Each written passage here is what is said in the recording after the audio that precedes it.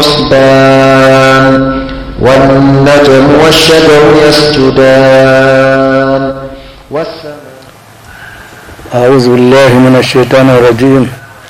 بسم الله الرحمن الرحيم. الصلاة والسلام على أشرف المرسلين سيدنا مولانا محمد وعلى آله وصحبه ومن تبعهم بإحسان إلى يوم الدين. رب اشرح لي صدري ويسر لي أمري واحلل عقدة من لساني يفقه قولي. اللهم لا سهل إلا ما جعلته سهلا وأنت تجعل الحزن إذا شئت سهلا فعلمنا ما جهلنا وذكرنا ما نسينا وزدنا علما. ثم أما بعد.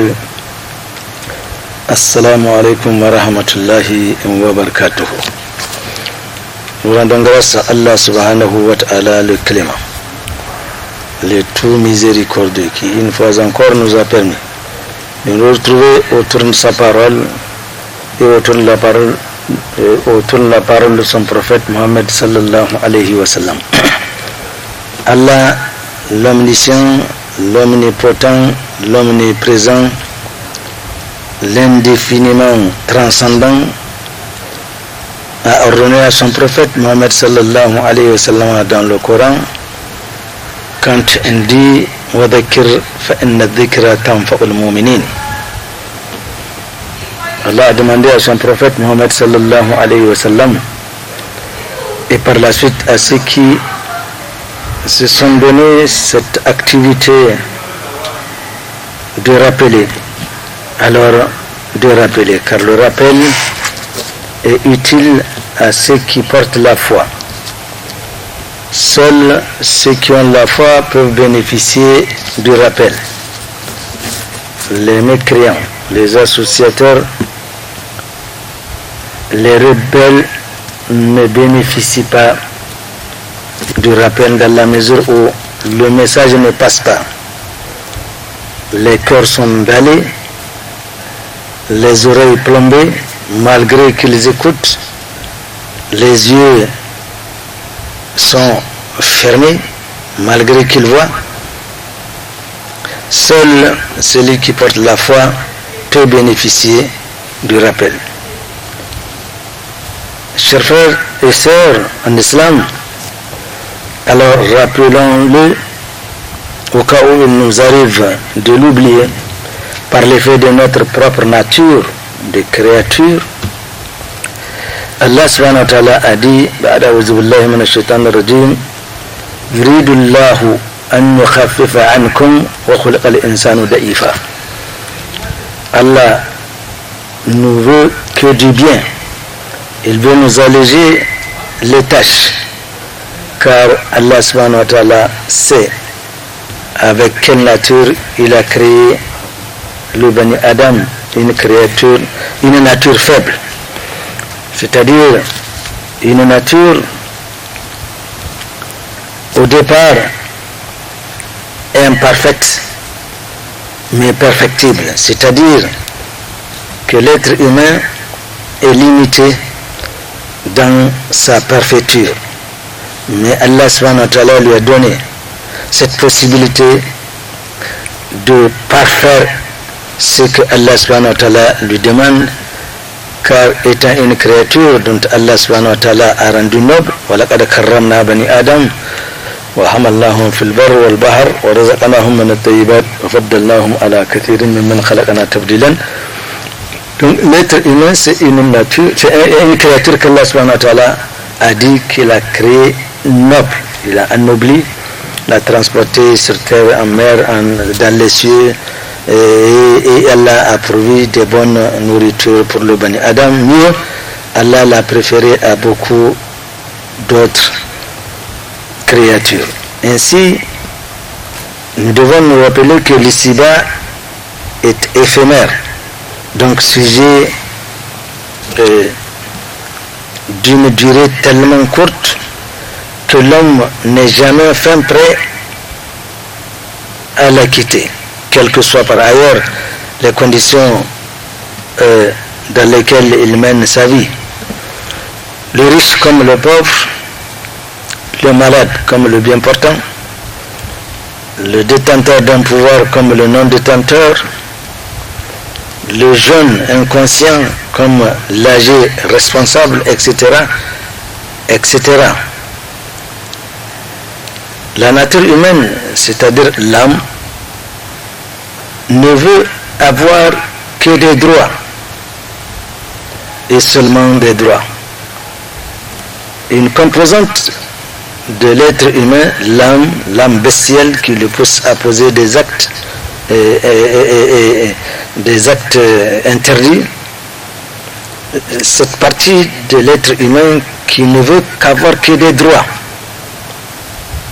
Il y a également l'autre partie, le ruh, c'est-à-dire l'esprit, l'autre composante de l'âme, sachant qu'il est composé de trois parties, il y a l'âme, il y a le ruh et le corps. Donc, l'esprit qui habite l'homme et qui vient de l'ordre d'Allah subhanahu wa ta'ala, à propos duquel Allah subhanahu wa ta'ala a dit وَيَسْأَلُونَكَ عَنِ الرُّوحِ قُلِ الرُّوحُ مِنْ أَمْرِ رَبِّي وَمَا أُوتِيتُم مِنَ الْعِلْمِ إِلَّا قَلِيلًا. Ils t'interrogeront à propos de l'esprit. Alors, dis-leur que l'esprit vient du commandement d'Allah subhanahu wa ta'ala et qu'il ne vous a été donné en matière de science que très peu de choses. Le ruh alors, c'est qu'à l'opposé de l'être âme, à l'opposé donc des droits et des jouissances que sollicite l'autre partie, la nature donc humaine de l'homme, il y a le ruh, c'est qu'il a des obligations. Et c'est à propos justement de ce conflit permanent que nous trouverons la parole de Yusuf alayhi salam. Car l'être humain justement, il est entre cette capacité qu'il a de décider de tout ce qu'il veut, donc à travers le libre arbitrage, mais il y a également en l'homme cette partie de lui qui chaque fois le rappelle. Maintenant, c'est comme si c'est des puces, ça dépend de quelle puce l'individu active-t-il le plus. Soit qu'on se laisse guider par ce qui nous amène vers ce que Allah subhanahu wa ta'ala aime et agrée, ou alors on choisit d'aller en suivant son âme bestiale, en s'imaginant qu'on est libre de faire tout ce qu'on veut. Yusuf alayhi salam a dit وَمَا أُبَرِّئُ نَفْسِي إِنَّ النَّفْسَ لَأَمَّارَةٌ بِالسُّوءِ إِلَّا مَنْ رَحِمَ رَبِّي إِنَّ رَبِّي غَفُورٌ رَحِيمٌ. Lorsqu'il fut accusé, Yusuf alayhi salam dit qu'il ne saurait innocenter son âme, parce que l'âme bestiale est incitatrice et commandant vers le sou, ce qui n'est pas bien, ce que Allah subhanahu wa ta'ala réprouve. Illa man rahima rabbi, à l'exception de ceux-là dont Allah subhanahu wa ta'ala a couvert de sa miséricorde, et inna rabbi ghafur rahim, et mon Seigneur il est pardonneur par excellence, rahim, Allah subhanahu wa ta'ala est miséricordieux. Donc cette même complexité de la nature de l'homme nous a été rapportée dans un hadith du prophète Muhammad sallallahu alayhi wa sallam qui dit sayati ala ummati zamanun yuhibbul khamsa wa yansawna al khamsa. Le prophète sallallahu alayhi wa sallam, dans ses multiples prédications, en effet il a dit qu'un moment arriverait pour ma communauté où elle aimerait 5 choses et oublierait 5 autres. Premièrement, il dit yuhibbuna ad-dunya wa yansawna al-akhirah. La Ummah à un moment donné aimerait ad-dunya, c'est-à-dire l'ici-bas, wa yansawna al-akhirah, et oubliera l'au-delà. On sera tellement attaché par ce bas monde qu'on finit par oublier qu'il y a le jugement dernier qui nous attend tous. ثانيا يحبون الحياة وينسون الموت. La communauté à un moment donné aimera la vie. L'être humain est tellement attaché à la vie qu'il ne s'accommodera jamais à la mort. Il y a toujours des morts qui se succèdent et se suivent, mais cela ne semble pas ébranler notre conscience. Alors on aimera cette vie, on s'imaginera qu'on est éternel dans la mesure où l'être humain dans son faux calcul, son calcul inouï, s'imagine qu'il peut mourir tout de suite ou qu'il peut mourir demain. Alors il se fait des calculs, il se fait des idées. Allah dans sa miséricorde n'a pas voulu que chacun sache quand est-ce que chacun mourra. Si Allah l'aurait voulu, eh bien cela ne sera pas impossible à Allah, que chacun sache quand est-ce qu'il va quitter ce bas monde. Mais c'est une rahma d'Allah subhanahu wa ta'ala qui l'est caché. Mais les gens conscients savent qu'ils vont quitter ce bas monde-là aujourd'hui ou demain ou un autre jour. Alors on sera attaché à cette vie qu'on oubliera la mort. ثالثا يبون الأصول وينسون القبور. La communauté à un moment donné aimera élever des bâtiments, des buildings, des châteaux, des villas, etc., au point où la communauté va oublier la petite tranchée qu'on mettra chacun, c'est-à-dire dans sa tombe. On se permet de faire des folies, à construire des choses en hauteur, en beauté et tout, mais on oublie que un jour viendra où évidemment on va se retrouver dans sa petite tombe qu'on creusera. Le problème, c'est que regardez, on ne la fait même pas suffisamment spacieuse pour que peut-être, non, on la fera serrée, de sorte qu'on va pousser l'individu, on va le pousser dans sa tombe, et mieux, on trouvera des morceaux de bois solides, et on amènera une natte. Et pour terminer, on va amener encore du sable pour complètement, et c'est ça sa fin.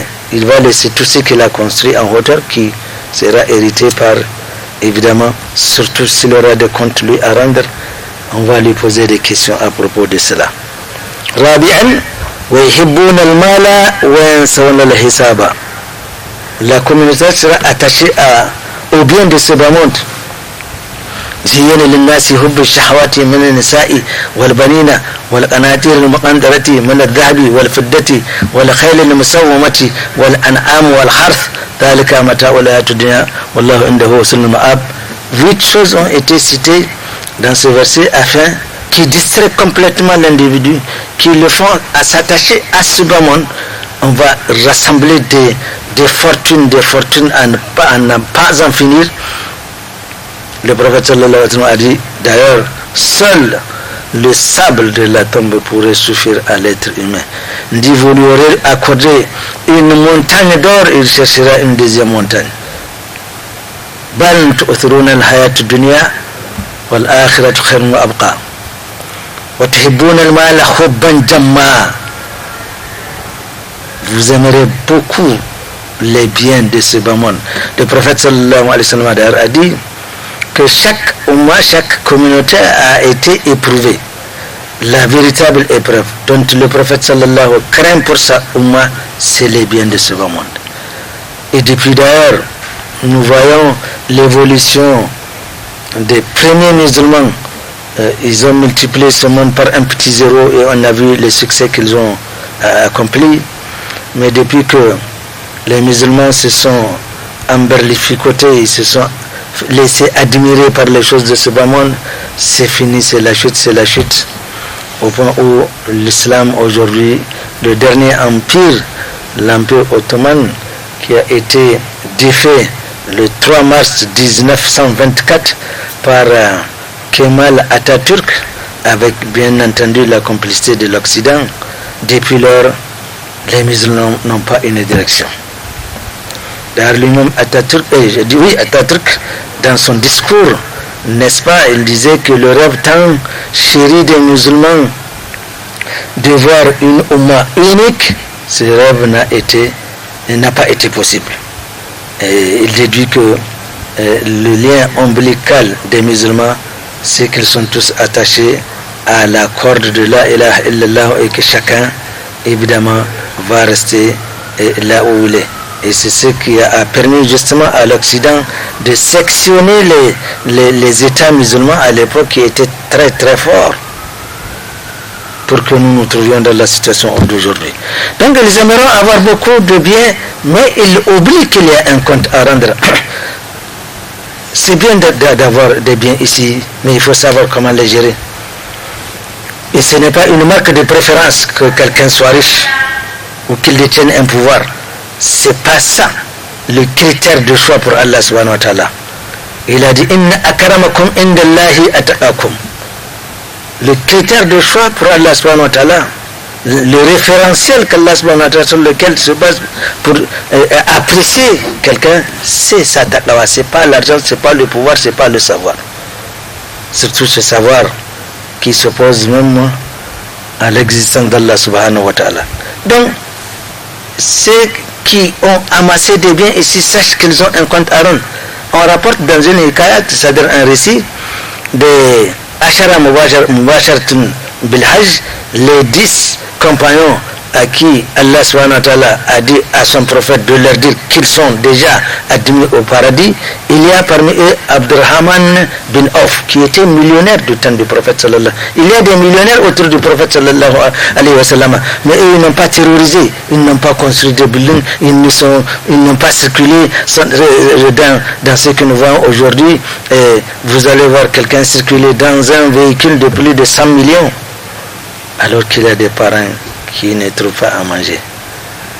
Ils rendront compte chaque franc CFA que chacun a acquis et bien fera l'objet d'un compte rendu. Alors Abdurrahman bin Auf, on fait la hikaya, on voit le prophète Mohammed sallallahu alayhi wa sallam avec les 9 compagnons qui s'inquiètent auprès du prophète sallallahu alayhi wa sallam de leur frère Abdurrahman bin Auf. Le prophète dit attendez, patientez. Plus tard arrive Abdurrahman bin Auf essoufflé. Ya Abdurrahman, qu'est-ce qui se passe? Il dit chaque dirham que j'ai eu, que j'ai donc acquis, il a fallu que j'explique comment je l'ai eu et qu'est-ce que j'en ai fait. Si on applique cette loi aux compagnons du prophète sallallahu alayhi wa sallam et qui n'ont fait que mettre tout au service d'Allah subhanahu wa ta'ala, ils sont conscients qu'il y a un coefficient multiplicateur qui fait que vous donnez 1, on vous donne 10, vous donnez 1, on vous donne 40, vous donnez 1, on vous donne 700. Ils y croient. Ils ont tout fait, mais à eux on a demandé des comptes. Qu'en serait-il alors pour nos gens ici qui amassent de l'argent et ils font la bamboula, ils font le tabzir? Nous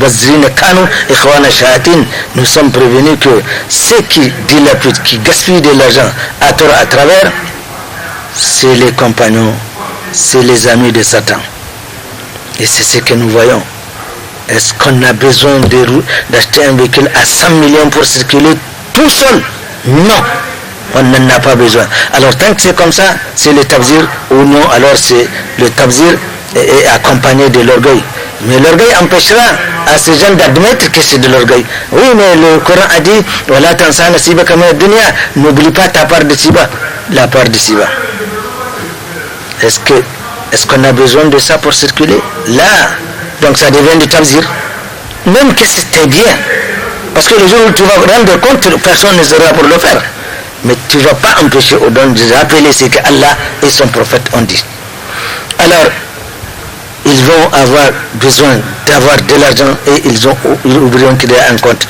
Khamisan et akhiran, yébuna la khalqa wa yansawna al khaliq. Ils vont s'attacher beaucoup aux créatures, tout en oubliant le créateur Allah subhanahu wa ta'ala. C'est pourquoi alors, chers frères et sœurs, quel que soit ce que nous aimons et le degré de passion qui nous anime, et quel que soit ce que nous réprouvons et les raisons qui motivent cette réprobation, un fait est là, indéniable, indéplaçable, qui nous rappelle à chaque instant que l'ici-bas n'est qu'une transition d'un point A qui consacre la naissance de l'individu au point Z qui est la mort caractérisant la disparition de l'ici-bas.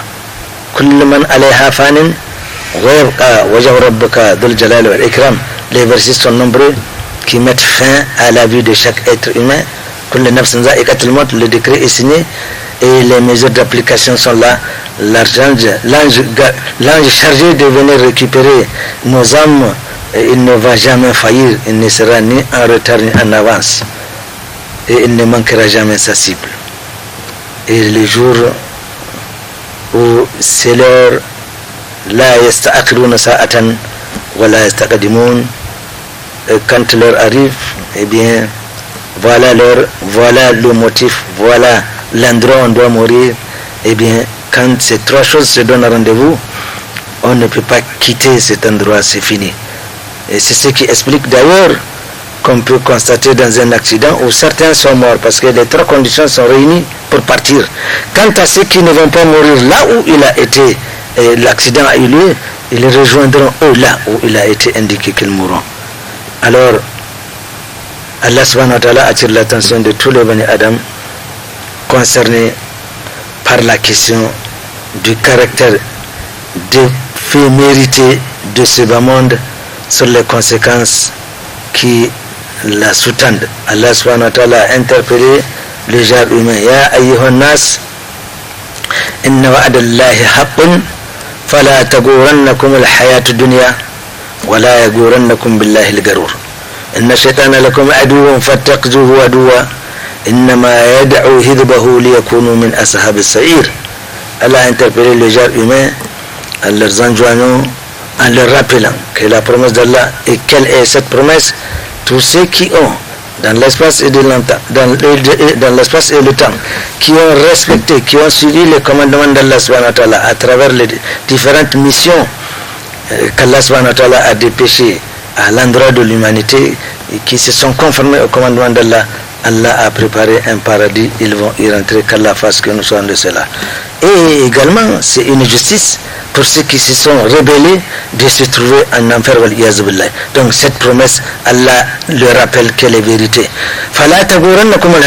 Il ne faudrait pas que nous nous soyons trompés par les cliquetis de ce bas monde-là. لا يغرنك تقلب الذين كفروا في البلاد متاع قليل ثم مأواهم جهنم وبئس المهاد. Ne te laisse pas emberlificoter par les cliquetis, par les enjoliveurs de ce bas monde-là. Ce n'est qu'une petite jouissance très éphémère, et auprès d'Allah subhanahu wa ta'ala il y a ce qui est permanent et qui est bien. Voilà, ne vous laissez pas également tromper par le trompeur par excellence, c'est-à-dire Satan avec un la'anatullahi alayhi. Ne vous laissez pas tromper par Satan. Inna shaytana lakum aduwwun. Satan est votre ennemi. Fattaqizuhu aduwa, considérez-le comme tel. Innama yad'u hizbahu. Satan a un parti politique, il envoie des cartes, il fait des meetings et il invite les gens à assister, subhanallah. Et le parti de Satan s'appelle le parti de l'enfer. Et il y en a qui sont partisans de ce parti, subhanallah. Qu'Allah subhanahu wa ta'ala nous en préserve. Une parole du prophète Mohammed sallallahu alayhi wa sallam rappelant ce sens précaire de la vie d'ici-bas nous a été rapportée par un compagnon dans la teneur suit. Il s'agit de Abdullah ibn Umar radiyallahu anhuma, qui disait akhadha Rasulullah sallallahu alayhi wa sallam bimankibayhi faqala kun fi dunya ka'annaka garibun aw abri sabilin. Abdullah ibn Omar a dit un jour, le prophète sallallahu alayhi wa sallam m'a pris par l'épaule et il m'a dit, sois dans ce bas monde comme un étranger ou quelqu'un juste de passage. Et le commentaire fait par Abdullah ibn Omar, il dit وقال ابن عمر في تفسير الحديث, l'explication qu'il a, c'est qu'il dit إذا أمسيت فلا تنتظر الصباح. Une fois que tu arrives au soir, ne t'assure pas que tu pourrais voir le matin combien sont-ils ceux à qui on prie Isha avec eux, mais qui vont traverser la nuit en quittant ce bas monde-là. Alors, وإذا أصبحت فلا تنتظر المساء. Et quand tu vois le matin, ne t'assure pas que tu verras le soir combien sont-ils morts pendant ce temps-là. Et on dit وخذ من صحتك لمرضك. Pendant que tu es en bonne santé, alors prépare ta situation de malade, c'est-à-dire produis le maximum d'efforts puisque tu es dans cette disponibilité-là, en attendant qu'une maladie éventuellement pourrait t'empêcher. وَمِنْ حَيَاتِكَ لِمَوْتِكَ. Et pendant que tu es en vie, pense à préparer ta mort. Le prophète Mohammed sallallahu alayhi wa sallam, dans ses différents discours, n'a-t-il pas dit d'ailleurs al-mu'minu bayna mukhafatayn, المؤمن بين مخافتين بين أجل قد مدى لا يدري ما الله صانع فيه وأجل قد بقي لا يدري ما الله قادم فيه. Le prophète sallallahu alayhi wa sallam a dit que le croyant, le vrai croyant, celui qui veut sauver son âme des affres de l'enfer, celui qui est conscient, celui qui justement fait tout pour sauver sa peau dans l'au-delà et bénéficier du paradis, celui-là, d'après le prophète sallallahu alayhi wa sallam, ici-bas, il est entre deux inquiétudes. Ben ajlin qad mada la yadri ma Allah swani'un fihi. Il y a une inquiétude qui consiste à se dire, en ce moment, il y a une vie qu'il a vécue, et au cours de cette vie, s'il devait faire un bilan actuel, il ne sait pas quelle est sa situation. Il ne sait pas ce qui s'est passé. Nous parcourons les jours qui se suivent, mais nous ne savons pas très bien à quel niveau se trouve notre bilan. Est-il positif? Est-il négatif? Ça, nous ne le savons pas. Alors, cette inquiétude, cette situation fait qu'on est inquiet, on ne sait pas ce qui se passe. C'est-à-dire, il se peut bien qu'on meure tout de suite, mais en mourant tout de suite, quelle est la situation de notre bilan? Positif pour aller au paradis, alhamdulillah, négatif pour aller ailleurs en enfer, subhanallah, parce qu'il n'y a pas un troisième site. Ça, c'est un sujet d'inquiétude pour qui? Pour le croyant, parce qu'il ne sait pas exactement s'il devait quitter ce bas monde aujourd'hui, quelle est sa situation. La deuxième inquiétude, il ne meurt pas, n'est-ce pas? Donc la vie continue. Wa ajalin qad baqiya la yadri ma Allahu qadim fihi. Il lui reste encore des jours à vivre, des années, des mois, wallahu alam. Parce qu'il ne meurt pas aujourd'hui, on ne meurt pas tout de suite. On a encore une vie devant nous, quand on ne sait pas. Mais supposé, et c'est arrivé parce que les bilans sont toujours changeants. À un moment donné, on produit des efforts, le bilan est positif. Si on devait quitter ce monde, alhamdulillah rabbil alamin, mais on continue à vivre. Il se peut malheureusement qu'en continuant, on va complètement décaper tout ce qui a permis de positiver le bilan. C'est-à-dire, finalement, on va rendre ce bilan qui est positif à un moment donné négatif. Et ça, un autre hadith très inquiétant du prophète sallallahu alayhi wa sallam nous rappelle que depuis notre conception, l'ange viendra nous poser un certain nombre de questions, n'est-ce pas, et décrire tout ce que nous devons. Si nous devons aller au paradis, il est écrit que cette créature qui vient de naître ira au paradis. Si elle devait aller en enfer, il est également écrit, on accroche cela au cou de chaque individu. Celui qui ira en enfer, il est décrété qu'il ira en enfer. Au début, on va le voir accomplir de bonnes œuvres, etc., charité, hajj, etc., etc. Mais il a été décrété par Allah subhanahu wa ta'ala qu'il ira en enfer, waliyazubillah. À la fin, vers la fin, il posera un acte qui fera en sorte que son bilan sera négatif.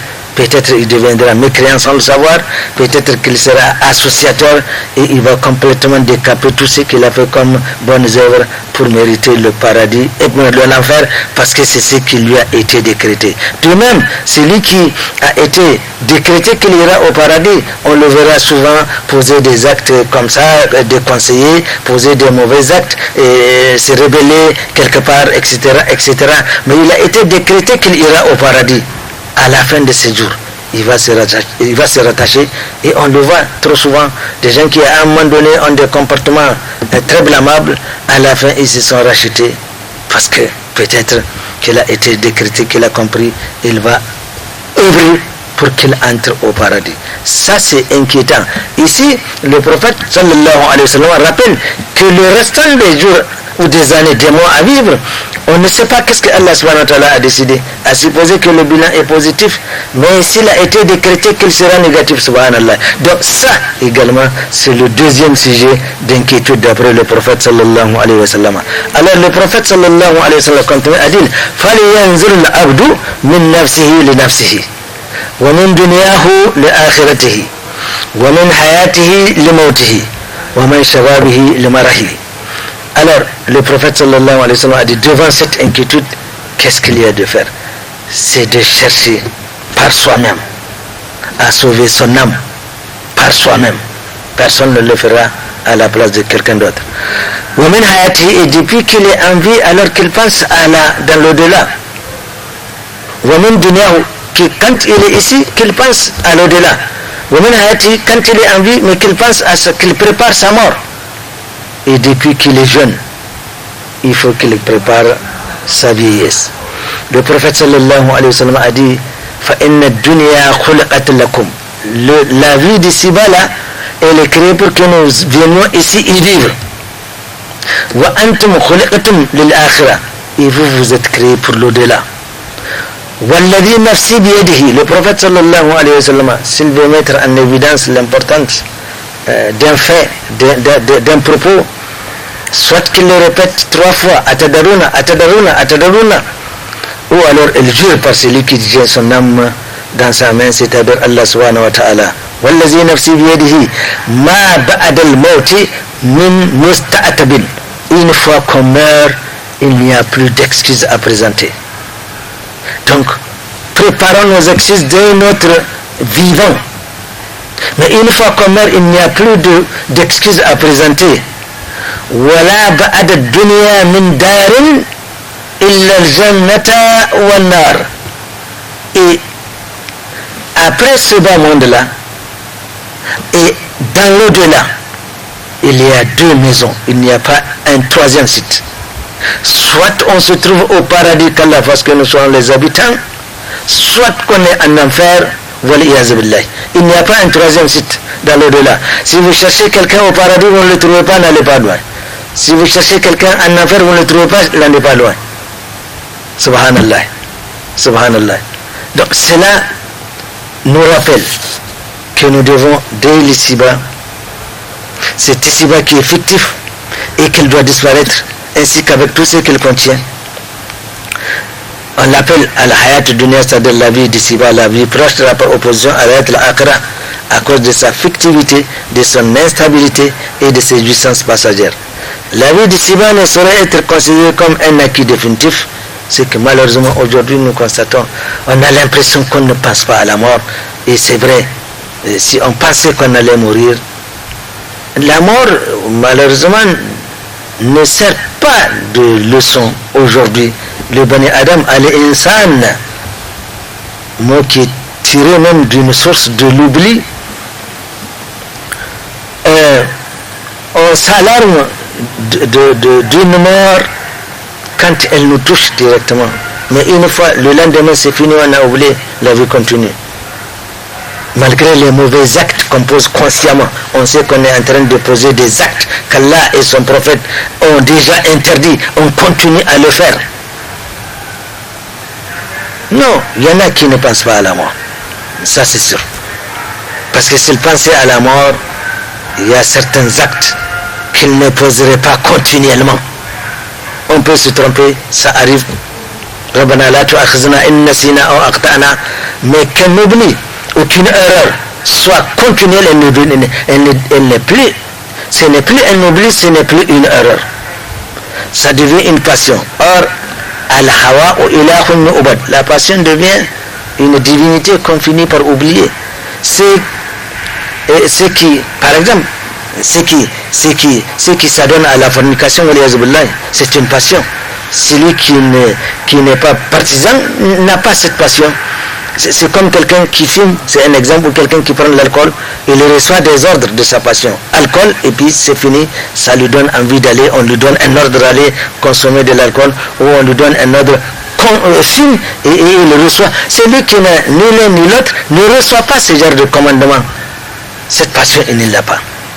Alors, tous les péchés qu'on est en train de commettre viennent des passions qui viennent de nous.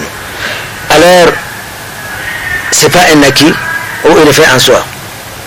La vie d'ici-bas ne peut constituer qu'un trait d'union, un passage, une traversée sur un pont, bref, une voie qui mène incontournablement vers la vie finale, la vie définitive, au-delà de laquelle il n'y aura plus d'ici-bas. Le Coran nous le rappelle que la vie d'ici-bas n'est que jouissance éphémère et trompeuse. وَمَا الْحَيَاةُ الدُّنْيَا إِلَّا مَتَاعُ الْغُرُورِ.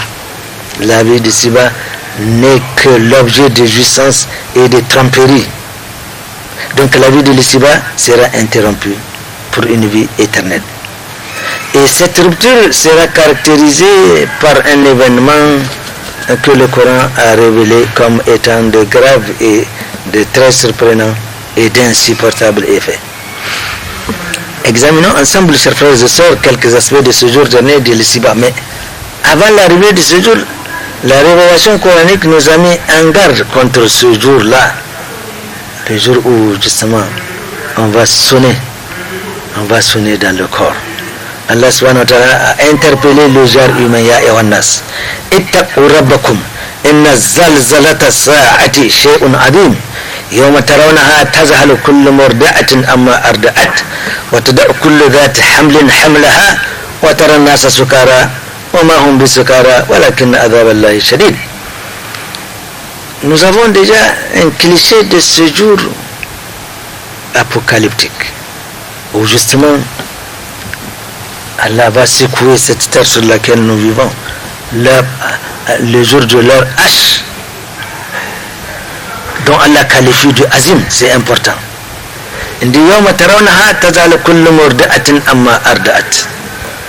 C'est ce jour-là où justement vous allez voir la femme qui allaite son enfant de peur. L'événement ce jour est tellement important qu'il poussera la femme prise de peur, va abandonner, jeter le bébé qu'elle est en train d'allaiter. Et toute femelle qui conçoit une grossesse, eh bien, elle va immédiatement mettre bas. Tu vas voir les gens en train de chanceler de gauche à droite, comme s'ils sont sous. Allah dit, ils n'ont consommé aucune goutte d'alcool. Walakin adhaballahi shadid, mais ils sont conscients que ce jour-là, le châtiment d'Allah subhanahu wa ta'ala est shadid, c'est-à-dire très très dur, très très dur. Et d'ailleurs, ce petit qu'on est en train d'allaiter, qui n'a causé aucun tort à son Seigneur, eh bien, ce bébé, quand on va le jeter, pris de peur, il aura des cheveux blancs. Ses cheveux vont blanchir. Et c'est le Coran toujours qui nous rappelle. Comment pensez-vous réellement que vous craignez Allah subhanahu wa ta'ala alors que vous ne prenez pas en considération les effets de ce jour qui va pousser le bébé qu'on a abandonné à avoir des cheveux automatiquement blanchis? C'est une question qu'Allah subhanahu wa ta'ala nous pose. Nous voyons à travers ces deux versets une description de ce jour fatal. Un autre verset nous décrit un cliché encore plus significatif. On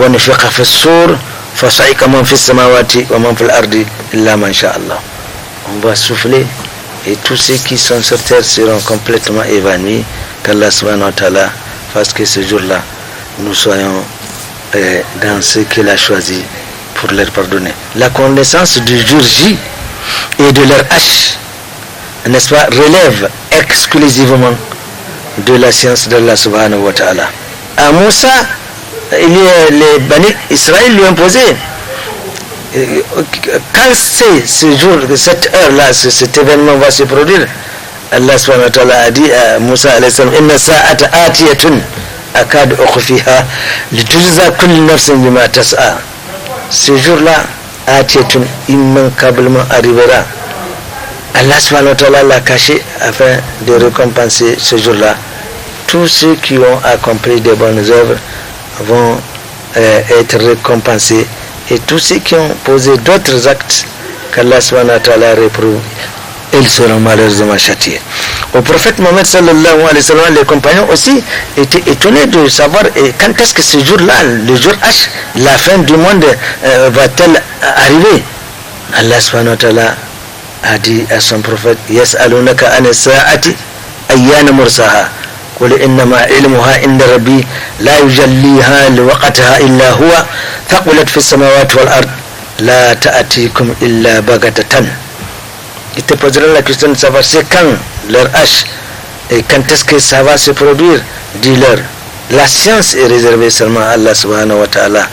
Et sa manifestation ne saurait arriver que par ordre d'Allah subhanahu wa ta'ala. Tout ce qu'il faut savoir, c'est que Thaqulat fi samawati, elle pèsera sur les 7 cieux ainsi que la terre. La ta'atikum illa baghtatan, la mort ne vous arrivera que faj'atan. L'être humain n'est jamais prêt. Je suis prêt, je suis que la mort arrive entre l'être humain et la mort. Il n'y a jamais comment on appelle, cette lune de miel.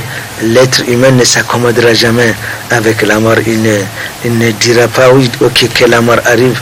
Non, il y a toujours cette crainte, parce que l'être humain ne peut absolument rien contre la mort. Le décret est signé par Allah subhanahu wa ta'ala. Tout le monde va quitter ici et il ne nous arrivera que faj'atan, bagatatan, c'est-à-dire brutalement.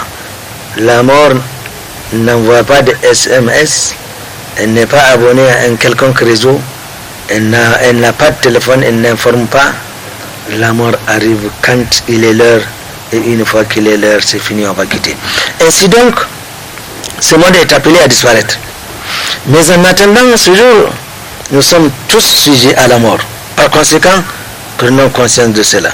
Le prophète sallallahu alayhi wa sallam disait d'ailleurs, ma ana fi dunya illa karakibin. Il dit, le prophète dit à propos de la mort, lui il donne cette image de ce cavalier. Istazalla min hararat shamsi fi zill shajarat. Il va se reposer à l'ombre d'un arbre à cause de la chaleur. Donc il se repose, c'est un cavalier, tapé par le soleil, il trouve un arbre, il vient, il se repose un peu, summa raha, il se repose un peu, watarakaha, et il continue son chemin. Voilà l'image que le prophète sallallahu alayhi wa sallam donne de ce bas monde-là.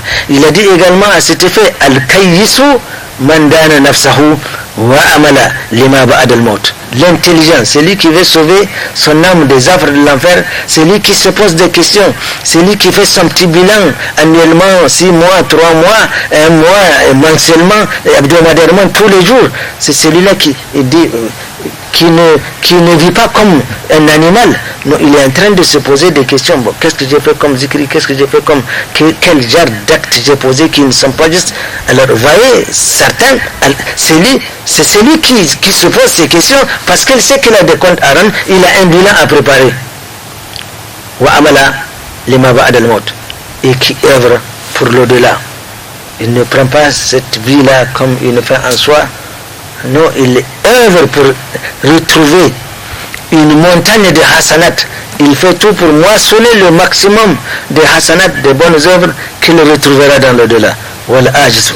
Et alors, le malheureux, manittaba nafsahu hawahu, c'est celui qui continue à suivre sa passion, qui vit comme un animal. Nous l'avons dit, al-hawa ou ilahun ubad. Et qui il se dit, bon, ok, d'accord, si tout est, il y en a même qui raisonnent, bon, puisque tout est déjà décidé comme par le hadith dont nous faisions allusion tout à l'heure, tout est déjà décrété, bon, ok, si d'aventure je suis décidé à aller en enfer, ben voilà, j'irai en enfer, et si je devais aller au paradis, eh bien j'irai au paradis. Il y en a, ils raisonnent comme ça. Non. Allah t'a donné un esprit, t'a dit voilà ce que je veux et voilà ce que je ne veux pas. Et voilà deux voies. Il y a 2 voies qui t'ont été tracées. Une voie qui va au paradis, celui-là tu iras au paradis. En enfer, celui-là tu iras en enfer et tu as fait ton choix. Subhanallah. À l'opposé de celui qui œuvre pour préparer la mort, il a dit donc que celui-là lui œuvre pour ce bas monde. Il a dit al-khasiru man ba'a dinahu li dunyahu. Le perdant, c'est celui qui a vendu sa vie, li dunyahu, pour son dîme, c'est-à-dire sa religion, li dunyahu, pour ce bas monde-là. C'est-à-dire, vous avez fait un choix, vous avez choisi ce bas monde-là. Alors, le prophète sallallahu alayhi wa sallam a dit que le perdant c'est celui qui aura choisi ce bas monde. Mais il dit wal akhsaru, le plus grand des perdants, man ba'a dinahu lidunya ghayrahu, c'est celui qui aura vendu toute sa religion au profit de quelqu'un. Vous allez voir des gens, ils ne pensent qu'à, ils ne jurent que par des gens, ils sont en train de vivre leur vie afin que d'autres soient heureux, et surtout en ce moment où on est en train d'embarquer la masse des gens. Vous allez voir, on vous oblige à insulter des gens, à insulter vos pères et mères, à vous opposer contre. Ça, c'est les plus grands perdants, parce qu'ils n'ont pas pensé à ce bas monde-là. Ibadillahi lana fi anbiya illahi qudwatun. Il y a des leçons que nous devons tirer des comportements des prophètes d'Allah subhanahu wa ta'ala. Fanuhun alayhi salam, quand nous prenons Nuh alayhi salam, walamma hadarahu al-maut, lorsque la mort est arrivée auprès de donc Nuh alayhi salam, qala lahu al-malakul maut. L'ange de la mort nous dit, nous prenons ici l'exemple de Nuh alayhi salam parce que c'est un exemple assez particulier. En raison de ce que nous avons lu dans le Coran, Nuh alayhi salam, il a été dit, alors, وَلَقَدْ أَرْسَلْنَا نُوحًا إِلَىٰ قَوْمِهِ فَلَبِثَ فِيهِمْ أَلْفَ سَنَةٍ إِلَّا 50 عَامًا فَأَخَذَهُمُ الطُّوفَانُ وَهُمْ ظَالِمُونَ. Nuh alayhi salam a vécu 950 années. Nous n'aurions pas vu cette vérité dans le Coran, nous allons dire, mais comment l'homme tel qu'il est conçu morphologiquement, comment peut-il vivre 900 ans? Et pourtant, Nuh alayhi salam a vécu 950 ans, 1000 ans moins 50 ans. Il n'a pas arrêté de prêcher. C'est pourquoi nous prenons cet exemple, parce qu'il a vécu tellement longtemps. Alors, lorsque l'ange de la mort est venu le visiter, il dit, كيف وجدت الدنيا يا أتول الأنبياء الله عمرا. Comment toi qui as vécu beaucoup plus que tous les autres prophètes d'Allah subhanahu wa ta'ala, comment tu as trouvé ce bas monde-là? Parce que vivre 900 ans, eh bien ma foi, on a quand même suffisamment vu. Hein? Et qu'est-ce que Nuh alayhi salam a dit? فيقول وجدتها كدار لها بابان دخلت من أحدهما وخرجت من الآخرة. Il dit de ce bas monde de 950 années qu'il a vécu, il dit cela ressemblait à une maison qui a deux portes. Je suis rentré par celle-là et je suis ressorti par l'autre. C'est-à-dire les 950 ans, il a considéré ça comme une traversée d'une maison. Et il a vécu longtemps, tant qu'il est échafaudé tout ce que nous voyons aujourd'hui. Parce qu'il sait que la dunya laysa dar iqamatin. Ce bas monde-là, c'est pas un endroit où on va s'éterniser. Et d'ailleurs, un sage a dit walau ishta alfan thumma alfain ba'daha fala budda min yawmin tasir ila al-qabri. Tu as beau demander qu'on te donne 1000 ans, on t'ajouterait d'autres 1000 ans encore, tu finis par retomber dans ta tombe. Ça c'est une ayah kauniya, on va tous mourir. On demanda un jour à Hassan al-Basri rahimahullah ta'ala, pourquoi tu affiches une indifférence totale par rapport à ce bas monde-là? Il répondit qu'à cela il y a 4 raisons. Premièrement, il dit, les biens que mon Seigneur m'a accordés me suffisent largement. Subhanallah. Il dit ce que Allah lui a, et ça c'est une preuve de foi, n'est-ce pas? Et le riche, au vu des principes dogmatiques, ce n'est pas celui qui amasse beaucoup d'argent. Non, le riche, c'est celui qui se contente de ce que Allah subhanahu wa ta'ala lui a destiné. Ce que tu as, c'est ça que Allah t'a destiné. Ne t'affole pas par rapport à ce que Allah a donné à quelqu'un. Et pourquoi je vais m'embêter? Parce qu'Allah a donné des millions ou des milliards à quelqu'un. Pourquoi moi je vais m'embêter par rapport à ça? Pourquoi? C'est moi qui donne. Je me les aurais donnés. Et qui c'est qui donne? Il faudrait que tu saches que c'est Allah. Et si Allah le donne, c'est pas parce qu'il l'aime plus que toi. toi contente-toi de ce que Allah t'a donné. C'est ça être riche. Le riche c'est celui qui se contente de ce qu'il a. Et non qui s'affronte de ce que Allah soit. Alors, il dit, ce que Allah lui a accordé lui suffit largement. Deuxièmement, personne à ma place n'accomplira pour moi mes obligations vis-à-vis de mon Seigneur. Je dois alors m'en acquitter personnellement. Parmi cette indifférence qu'il affiche, il est conscient que personne ne fera ou n'accomplira pour lui ses obligations. Vous ne payerez jamais quelqu'un pour prier pour vous, ou payer quelqu'un pour faire vos zikr. Il va faire les zikr et c'est vous qui allez recevoir les hasanat. Il va prier et c'est à vous qu'on va créditer les hasanat. Il y a des obligations qui sont fard ayn. Tu es obligé toi-même de les accomplir. Qui que tu sois, tu es obligé de prier. C'est pas parce que tu es un roi que tu peux obliger tes sujets à prier pour toi. Non. Alors, il est conscient de cela. Et il sait que man yatada fa innama yatadi li nafsi wa man dalla fa innama yadullu alayha. Celui qui serait choisi la voie la bonne voie de la guidance, eh bien il l'a fait pour lui. Celui qui aura choisi autre chose, eh bien c'est du tant pis pour lui. Dès les civils nous sommes prévenus. فَمَنْ يَعْمَلْ مِثْقَالَ ذَرَّةٍ خَيْرًا يَرَهُ, lui il verra ça. شَرًّا يَرَهُ, lui il verra ça lui-même, n'est-ce pas? Donc il est conscient que personne à sa place ne s'acquittera de ses obligations. Troisièmement, il dit la mort m'attend à chaque coin de route. Et chaque souffle que je dois faire doit me préparer à me dire que c'est le dernier souffle, parce qu'il y aura un dernier souffle.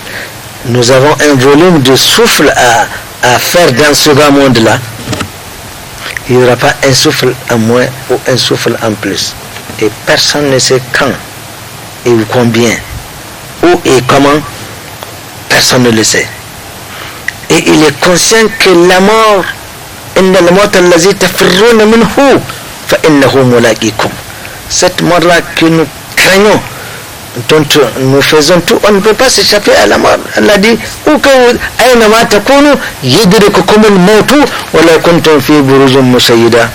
vous allez vous trouver, dans des bunkers, vous allez être protégé par toutes les armadas, et cela n'empêchera pas que le jour où l'ange de la mort viendra prendre votre vie, la personne ne saurait s'opposer à cela. Elle vous retrouvera où que vous vous trouvez, quelles que soient les conditions de protection. On ne protège que le corps, n'est-ce pas? Mais l'âme, on ne protège pas la mort. Alors l'ange de la mort viendra, il va piquer cette mort-là et c'est fini, et vous laissez avec le corps, conserver et garder le corps. Alors il dit, je dois me préparer. Il faut se préparer à la mort. Quatrièmement, il dit, je sais que mon Seigneur me regarde partout où je suis. Il sait tout ce que je fais, ce que je dis. Alors j'ai honte de le désobéir. Il dit que mon Seigneur me regarde. Ça c'est le niveau de ihsan. Parce que la triade c'est Islam, Iman, Ihsan. Islam lutte contre la mécréance, l'apostasie. Le Iman lutte contre l'hypocrisie. Le Ihsan lutte contre le Ria. La Sunna lutte contre la Bid'a. C'est comme ça que c'est schématisé. Donc ici on est au niveau top. Il dit que mon Seigneur me regarde partout. Le prophète sallallahu alayhi wa sallam, pour expliquer ce que c'est que le ihsan, an ta'budallaha ka'annaka tarahu, fa in lam takun tarahu fa innahu yaraka. Ça, c'est le summum de la spiritualité. C'est le summum de la foi. C'est-à-dire, tout acte que vous posez, vous ne le posez qu'avec l'intention d'être vu par Allah subhanahu wa ta'ala. C'est-à-dire, c'est à l'exemple de celui qui partirait passer un permis. Alors, quand on va lui présenter les petites voitures là, avant de chercher à déplacer un véhicule ou quelqu'un qui se présente à un examen, avant de répondre à une question, il va se concentrer et mettre le maximum de lui et concentrer toute son intelligence. Mais c'est comme ça, ceux qui ont ce degré de foi, tout acte qu'ils posent, ils le posent à cause d'Allah subhanahu wa ta'ala. Ils s'imaginent que Allah subhanahu wa ta'ala, la différence entre un vrai croyant et un non-croyant, c'est que le croyant exprès, nous le répétons, exprès un croyant, un vrai croyant, ne pose jamais un acte de kaba'ir, c'est-à-dire une faute grave, c'est-à-dire un grand péché. Celui qui a la foi, il ne peut pas poser un grand péché sciemment, il ne peut pas le faire. Alors ici, il dit que mon Seigneur me regarde, il est conscient de tout ce qu'il fait. Même la charité, si vous faites pour que les gens voient, ok, ils ont vu, c'est du rien. Et vous n'aurez pas la récompense. Et toute œuvre que vous accomplissez dans le cadre de la ria, eh bien, c'est-à-dire l'ostentation, vous voulez montrer aux gens que vous êtes un rapport, quelqu'un qui est en train de prier tout seul dans la mosquée, alors il a entendu un bruit derrière lui. C'était à un moment donné, il faut élever la voix. Alors dès qu'il a entendu le bruit, il a commencé à changer de ton. Alors le tajwid va sortir alors qu'il ne le faisait pas. En fait, il veut faire entendre à celui-là qui est venu, qui vient de rentrer dans la mosquée, entendre son tajwid. Et quand il a fini, il tourne le dos, il voit que c'est un chat. Voyez comment ce genre de travail, ce genre d'activité n'est pas validé. Qu'Allah subhanahu wa ta'ala nous en préserve. Alors, son Seigneur le regarde partout. Alors, et il sait tout ce qu'il fait, il en est conscient. Alors, il a honte de désobéir à Allah subhanahu wa ta'ala. Chers frères et chers sœurs, tels sont les propos qu'Allah subhanahu wa ta'ala a voulu que nous tenions en termes de rappel. Nous prions Allah subhanahu wa ta'ala de nous pardonner les erreurs que nous aurions éventuellement commises et qu'il nous fasse partager les hasanat à propos de quoi nous avons dit juste qu'il aime et il agrée. ربنا تقبل منا انك انت السميع العليم وتب علينا انك انت التواب الرحيم ربنا اتنا في الدنيا حسنه وفي الاخره حسنه وقنا عذاب النار ان الله وملائكته يصلون على النبي يا ايها الذين امنوا صلوا عليه وسلموا تسليما اللهم صل على محمد وعلى اله وسلم سبحان ربك رب العزه عما يصفون وسلام على المرسلين والحمد لله رب العالمين والسلام عليكم. بسم الله الرحمن الرحيم. الرحمن علم القرآن